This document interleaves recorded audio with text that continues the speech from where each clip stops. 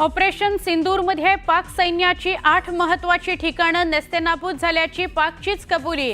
Operation सिंदूरबाबत पाक लष्कराच्या गोपनीय दस्तावेजांमधून माहिती उघड।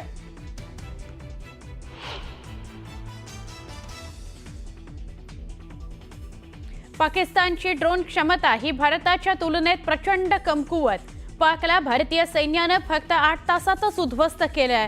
सीडीएस अनिल चौहान यांचं मोठं विधान।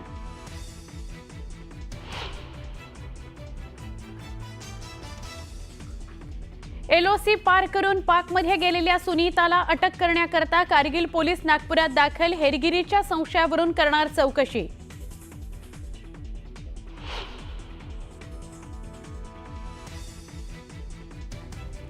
राज्यातील एसटी कर्मचाऱ्यांना राज्य सरकारने दिली खुशखबर। 53% मिळणार महागाई भत्ता।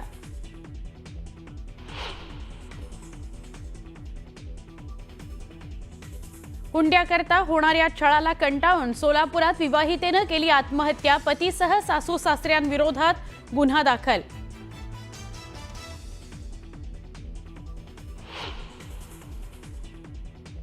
नागपुरात कोरोनामुळे दोघांचा मृत्यू तर आणखी 2 नव्या रुग्णांची नोंद। वाढती रुग्णसंख्या पाहता आरोग्य यंत्रणा सतर्क।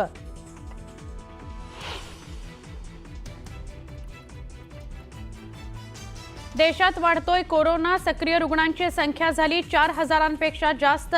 महाराष्ट्रात आणखी 494 नवीन रुग्णांची नोंद।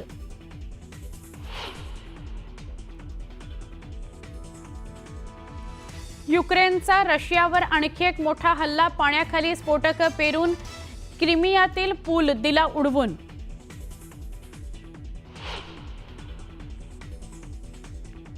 गेल्या 3 दिवसात सोन्याच्या दरात 1600 रुपयांची वाढ तर चांदीचे दरही 2000 वाढले। सोन्याचे दर प्रति तोळा 1 लाख रुपयांच्या उंबरठ्यावर।